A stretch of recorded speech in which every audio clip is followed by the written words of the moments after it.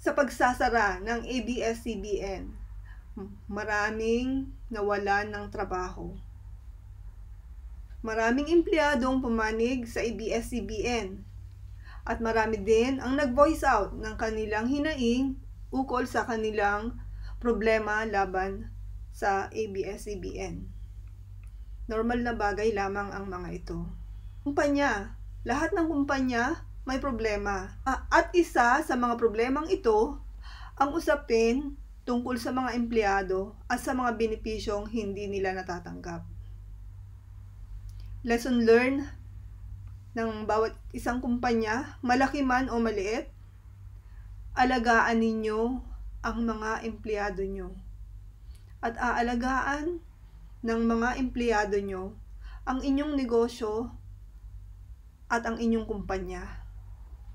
Proven and tested formula of many successful companies.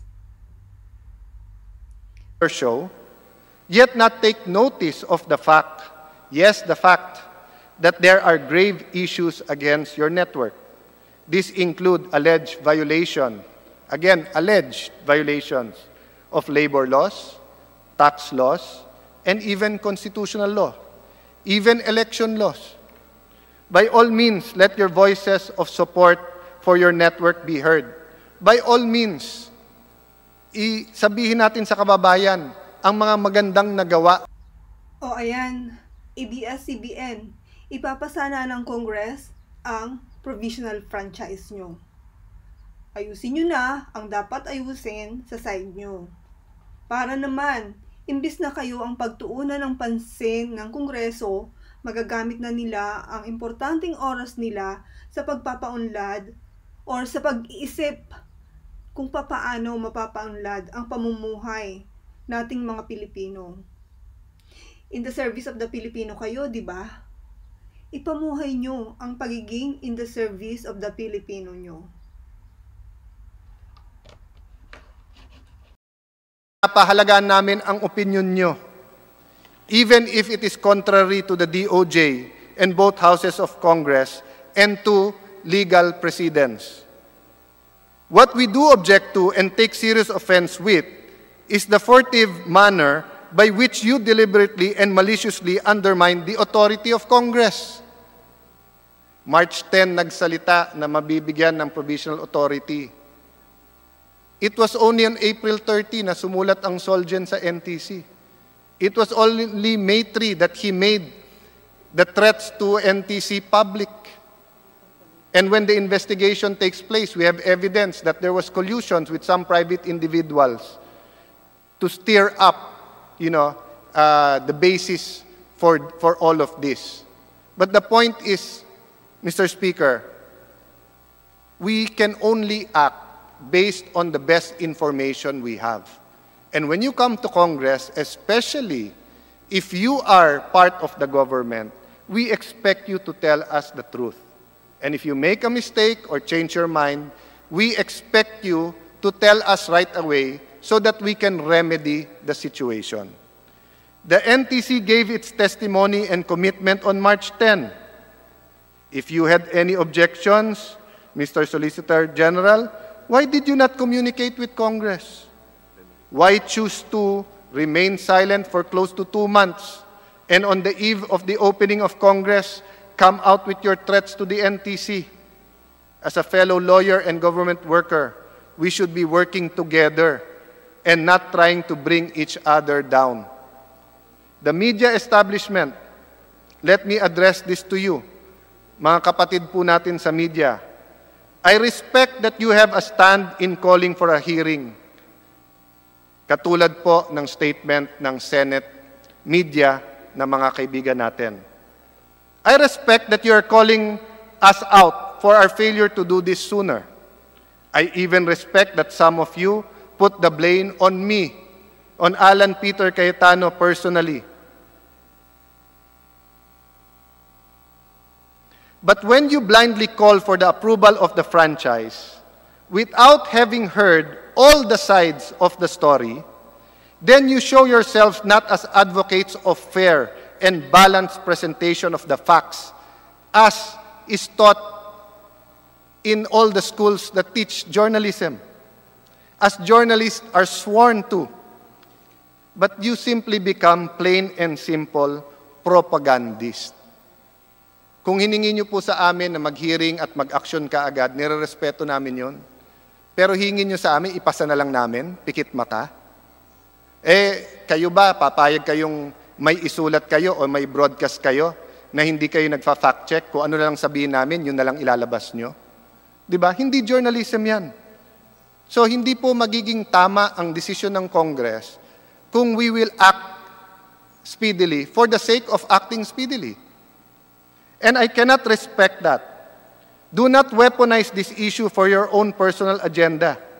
This is a disservice to the very public in whose name you claim to stand for. Again po, hindi ko po sinasabing lahat, may iilan lang. Some may say that they are in the service of the Filipino people. Pero sa gitna ng sakuna, gusto nyo, kayo ang unahin namin kaso sa kababayan natin. Kayo nga isang dahilan kung bakit may mga issue ang network na ito Sa mata ng marami, klarong bias at pakikialam sa eleksyon na bawal sa atin batas ang ginawa ninyo at ginamit nyo yung network na ito. 2004, 2010, 2016, 2019. Tapos tatakpan nyo yan by saying it is against press freedom. Hindi po natin nilalahat ang mga journalist. Ngunit tulad din ng pagpapakita ninyo na ang lahat ng politiko ay korap, na lahat ng pulis ay abusado, damay-damay na ang buong institusyon sa maling gawain ng ito. To the celebrities of ABS-CBN, yes, marami kayong fans dito sa Congress. But please be reminded that loyalty to the company that has given you a good life is important. But you cannot cry injustice and blame public servants when you lose your paycheck or your show, yet not take notice of the fact, yes, the fact, that there are grave issues against your network. These include alleged violation, again, alleged violations of labor laws, tax laws, and even constitutional law, even election laws. By all means, let your voices of support for your network be heard. By all means, sabihin natin sa kababayan ang mga magandang nagawa ng network. But if you really want to join the public debate, find it in your heart, find it in your indignation to also support due process and fact-finding as the issue is imbued with public interest, not just your interest. I understand it's hard for any employee to speak against the company that it serves. But there are employees who are speaking out against ABS. And this is their only time that they will be listened to. Every time na may 25-year franchise renewal, doon lang pinapakinggan yes, you have the courts, you have the labor arbiters, but how long does that take? And if it shows a pattern, hindi naman magde-decide ang labor arbiter about that di ba? Yung social justice po, kasama po yan sa franchise. Kasi public utilities po ito. Some of my colleagues, some lang po to. Yes, this bill is important, no question about that. But is it so important that you would lose all sense of objectivity and propriety? Again, is it so important that you will lose all sense of objectivity and propriety? How dare you belittle the tremendous work this Congress has done in the past 10 months? Shame on you for insulting your own house and colleagues and calling your colleagues inutil and tamad. To the senators, allow us to do our jobs. Remember, it is always easier to get 24 people to agree than for 300. Remember, we represent specific constituencies and sectors, and that is why the Constitution provides that franchise bills, like appropriations bills, will emanate from the House. But franchise bills enjoy the constitutional prerogative of exclusively emanating from the House. So we respect your work. But iba pananaw natin eh. National yung sa inyo, sa amin may national, pero nasa grassroots kami. Tinetext kami, pinupuntahan kami sa bahay, sa district office ng mga constituents namin. We want to work with you. We have to work with you. We've done great things together with you, our dear senators. We have to build our nation, but respect our timing and the manner of us holding our hearings. In other words, let's all play nice. Let's not just pretend to be nice to each other. Sa mga dilawan, nothing I say will make you agree with me. You don't even agree on the facts, simply because you think your opinions are law and are always correct.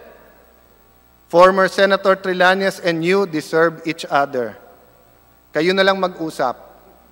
Pero konting advice, and take it from me, don't disagree with him, papatayan kayo ng mic. Sa mga DDS o diehard Duterte supporters, I know you want to shut down ABS-CBN. Believe me when I say I hear you. Many in this August hall hear you. Congress hears you. As a friend and political ally of the President, part of the purpose of having this hearing is to make sure that history will judge our actions as just, na may hustisya po. And that the world will not blame the Duterte administration in case the franchise application is denied. So it's only by having these hearings where we will be able to justify to our people now and where history can look back and say, tama pala na binigay nyo yung franchise ng 25 years. Or mali pala, dapat pala hindi nyo binigyan. O tama pala na hindi nyo binigyan. Or maybe some amendments to it, depending on what we find out during the hearings. I was the one who filed the application for a temporary restraining order and spoke against ABS-CBN during those crucial moments before the 2016 elections. I have not wavered that the network has to be held accountable. But true accountability can only flow from fair and thorough hearings. Lastly, to the management and employees of ABS-CBN, alam po namin na sa panahon ng COVID, marami po ang umaasa sa balita ng ABS-CBN. Hindi lang sa panahon ito, kundi sa iba pang mga sakuna at trahedya ng mga nagdaang taon. Nandun po kayo. Ngunit sa kabila ng lahat ng ito, kailangan pa ding sagutin ang mga katanungan ng mga tao. Ang konstitusyon sinasabi na kailangan ng renewal ng franchise. And this is the time to ask the questions. There is no question that you have been part of nation building, part of the Philippine history, part of who we are today. But as you yourself have said, through your officers, you are not perfect. You are not a perfect network. And I agree. Why do I agree? Wala naman pong perfecto talaga, Diyos lang. No one is perfect. And that is why we need these hearings. If it is done properly, we will emerge stronger and unified, having laid to rest one of the most politically charged issues of our time. But to do this, we need everyone's cooperation, understanding, and open-mindedness.